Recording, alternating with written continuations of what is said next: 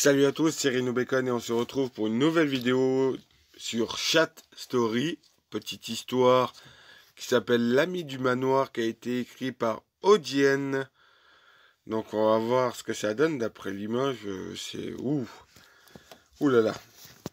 Alors, après le décès brutal et mystérieux de son père il y a 15 ans, Émilie se retrouve dans la maison familiale dont elle a hérité.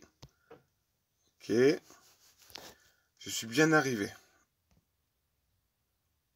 Et alors, c'est comment? C'est impressionnant. Il surplombe la colline avec la forêt tout autour. La ville est plus loin au-dessous.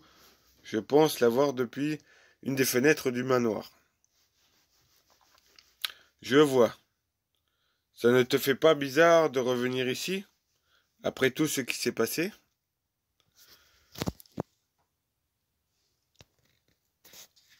Tu sais, ça fait 15 ans aujourd'hui, et puis, écoute, c'est du passé.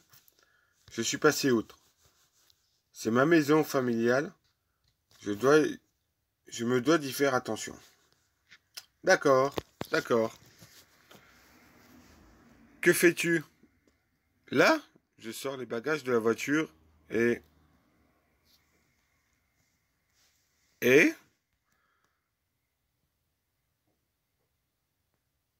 Émilie? Oui, désolé. J'ai cru voir quelqu'un, mais c'était juste mon imagination. D'accord. Ah bah déjà, ça commence bien. Si elle pense voir déjà quelqu'un derrière une fenêtre, moi j'y rentrerai même pas. Même pas. Je remets mes bagages dans ma voiture et je m'en vais. J'ai envie d'aller le voir. Ça fait bien longtemps que je n'y suis pas allé. Je comprends. Tu me parles après?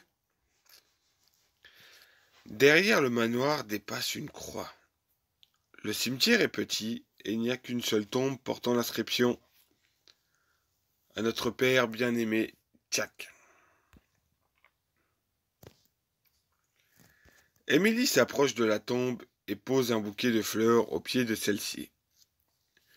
Une larme glisse le long de sa joue. Son regard est fixé sur la tombe quand un détail la frappe. Mais avant qu'elle ne puisse s'y attarder, la pluie commence à tomber. Elle décide d'aller dans le manoir pour s'abriter. Jules, il pleut. Eh bien, rentre vite dans le manoir. Oui. Émilie passe la clé dans la grande porte et un bruit sourd se fait entendre. La porte s'ouvrit avec le grincement et Émilie parvient à y rentrer, refermant la porte derrière elle en posant ses affaires sur le sol. C'est vraiment grand. Je veux bien te croire. C'est un manoir quand même. Eh oui, ça sent pas bon par contre. C'est horrible. Je ferai le ménage demain matin. Pour l'instant, j'ai juste envie de me poser dans le lit et de m'endormir. Brrr. Dehors, c'est de l'orage. Tu vas prendre quelle chambre? La plus grande, je pense. Celle de ma mère. La chambre où ton père est décédé? Non, non, mes parents ne dormaient pas ensemble. Ils avaient chacun leur chambre. Ah, d'accord. Heureusement. Ce serait glauque. Quand même. En effet, et ça ne me tente guère. Émilie monte les marches et emprunte le long couloir menant à la chambre de sa mère. Elle s'arrêta à la deuxième porte sur sa gauche, tourna le regard et fixa, tout au fond du couloir, la chambre de son père. Je viens d'entrer dans la chambre et toutes les affaires ont été retirées, mais il reste encore les meubles. Et alors, c'est comment? Je ne vais pas dire que c'est hyper chaleureux, mais bon. En vérité, ça fait bizarre de me dire que je suis à nouveau ici. La dernière fois que j'étais assis sur ce lit, c'était quand j'avais 5 ans. Ça date. Tu n'y as jamais revenu depuis? Jamais. Ma mère m'a toujours dit que ça ne servirait à rien d'y revenir. Et pourtant, aujourd'hui, tu y es. Oui, mais ce n'est pas pareil. Depuis que ma mère est morte, je me devais de revenir ici. J'en avais besoin. Je vois.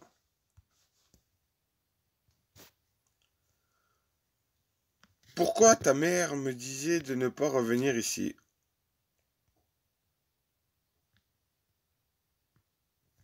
Car je suppose qu'elle n'avait pas envie de raviver de mauvais souvenirs. Ça a été très dur pour elle. Et puis, enfin, je ne suis plus une petite fille.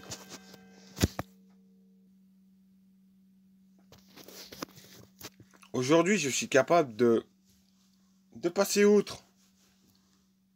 Enfin, voilà quoi.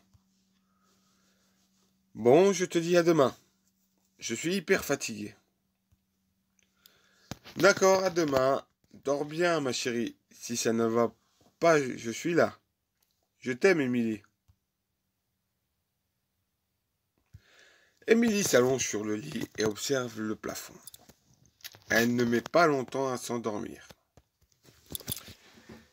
Il est 3h30 du matin quand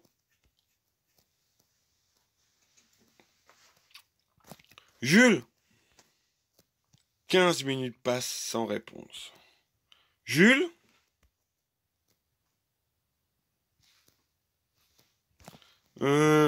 Qu'est-ce que tu fais à cette heure-ci, ma chérie? Jules, je suis sorti du manoir.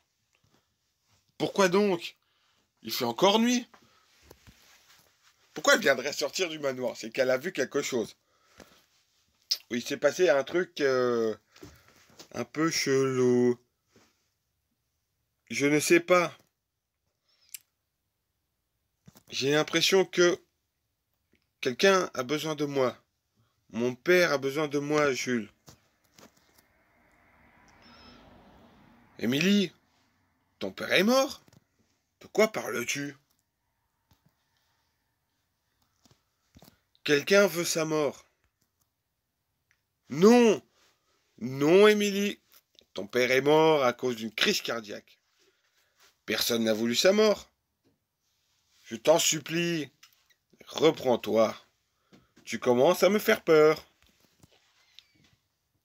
Et elle commence aussi à me faire peur à moi aussi, parce que vu comment elle réagit, son père est mort, quelqu'un veut sa mort, à son père. Il a été assassiné. Non, non, Émilie. Arrête de raconter n'importe quoi, ma chérie. Tu es juste fatiguée. Quelqu'un est à côté des tombes, Jules. De quoi parles-tu? il, il, il, il marche vers moi. Pars, chérie, rentre dans le manoir. Moi, je vois ça, je prends mes jambes à mon cou, ma voiture, je laisse mes affaires et je me casse. Direct. Au revoir. Émilie? Qu'est-ce qu'elle a fait? Ah non, je rigole. Quoi? T'aurais aimé que ce soit vrai? On ne rigole pas avec ça. Oh, oh, la méchante, la vilaine, elle a fait une farce. S'il t'arrive quoi, vraiment quelque chose, je ne pourrai plus te prendre au sérieux. Il ne m'arrivera rien, on n'est pas dans un film. Bon, bonne nuit. Bonne nuit. Alors, qu'est-ce qui s'est passé encore? La nuit passe. Il est 7h quand Émilie se réveille. Chérie? Quoi? On est d'accord que je me suis endormi dans la chambre de ma mère hier. Oh non, premier épisode fini. Ah, allez, la suite. Je tiens à te dire que cet épisode n'est pas le commencement de la série. Je l'ai écrit pour vous faire connaître les personnages et vous faire mieux rentrer dans l'histoire. Ok. Mais quelques détails dans cet épisode sont importants et donc à retenir. Merci de m'avoir lu. On commence le sérieux juste après. Chapitre 1. Je deviens folle. Chérie? Quoi? On est d'accord que je me suis endormi dans la chambre de ma mère hier. Oui, oui, c'est bien ce que tu m'as dit hier. Pourquoi? Je viens de me réveiller et je ne suis pas dans dans la chambre de ma mère. Je ne reconnais même pas la chambre. Je... Émilie se relève et s'assoit sur son lit. Elle remarque d'étranges taches foncées sur le drap et le coussin. Jules! Quoi? Je crois qu'il y a du sang séché sur le lit.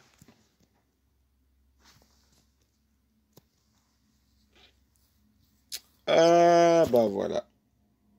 Bon, voilà. Ah, je reste sur ma faim. J'ai envie de connaître l'histoire, la suite. La suite. J'attends, j'attends avec impatience la suite de ton histoire, Odienne, car je me suis pris dans l'histoire et j'adore ce genre d'histoire. C'est un truc qui me... Ah, elle me fait un peu flipper, hein, ton histoire. Hein. J'attends la suite avec impatience pour voir ce qu'on va avoir. Mais ça a l'air d'être pas trop mal parce qu'elle est enfermée. Elle est pas enfermée, elle est dans le manoir familial, mais elle s'est réveillée dans une autre pièce, mais qu'elle connaît pas, apparemment.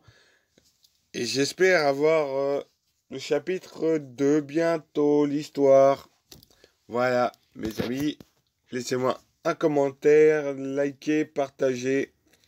Ça me ferait extrêmement plaisir. Je vous dis à très bientôt. Rhino Bacon, out.